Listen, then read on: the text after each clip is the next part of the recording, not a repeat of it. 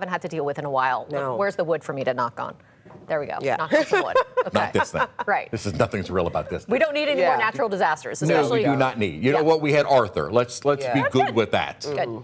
All right, and thankfully our satellites are coming back up. So actually that was how we would see that wildfire smoke. It's in a position where goes west doesn't see it. We need goes east. So thankfully it's back up. So we're going to be watching anything out in the tropics, and thankfully nothing that we're worried about. We'll talk about our little area in the Gulf that is still being highlighted by the Hurricane Center. Starting with radar, we have not had a drop of rain all day long until the last couple of minutes. Had a little pop-up shower near Raceland, one that had popped up near Thibodaux, but that was it. So that's why I said this time of year, you can't say 0% chance, but boy, today was pretty close to zero. And again, lots of sunshine all day long, just mainly fair weather cumulus. Even the little showers that we did see today were not very heavy at all. So plenty of sunshine. At least it was pretty, but it also wasn't too bad temperature-wise. 91, and a heat index of 100. It's pretty typical for July. The dew point is 74 and very light wind. So this is kind of that stagnant air mass that we tend to see. Now, a number of spots did get into the mid-90s this afternoon, and I think that becomes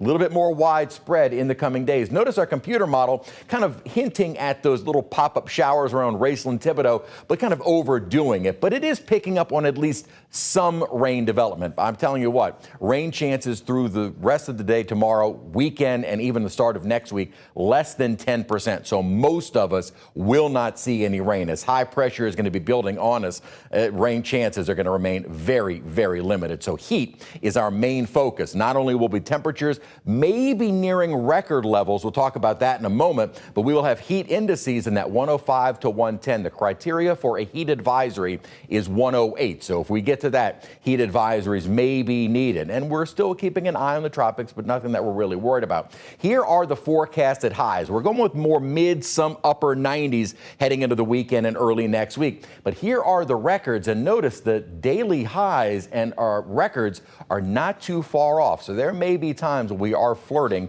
with record heat. It really depends upon the strength of the high and exactly where it sets up over us. We have been under mostly sunny skies now. We've started to feel the impacts of this building upper level ridge. Still have that system out over Texas with the rainfall, but that has been moving away from us as the upper ridging is now building in. We've also been talking about that upper low that starts to form over Florida. And in fact, it almost looks like it starts to form before this upper troughing really gets it organized. So we'll watch for what will start as kind of a mid-level system, meaning well above the surface, and see if that's able to translate itself down to the surface, meaning does it become a surface low? If it does, then maybe it develops into a weak tropical system. If it doesn't, may just be a rainmaker, and that still looks to be what the models are hinting at. Here's a look at the moisture in the atmosphere associated with that disturbance. What will be very interesting is there it is. It almost looks like parts of it get pulled apart by the upper troughing. Some of the moisture moves up toward the east coast, and the upper ridging, some of that moisture moves toward us. Not a lot, but we may actually get some of the associated rain from this system by mid next week. However, with some of that moisture kind of inching our way, we're still going to have an upper level high. What that means is while there will be plenty of moisture available, the upper high may really limit the amount of rainfall. So I'm keeping our rain chances, while they do increase a bit, to only around 30%. The upper high looks like it is going to dominate. Again, we'll be watching this area for possible tropical development, but as of right now, the Hurricane Center maintaining only a 20% chance in the next 3 to 7 days. So it doesn't look very likely.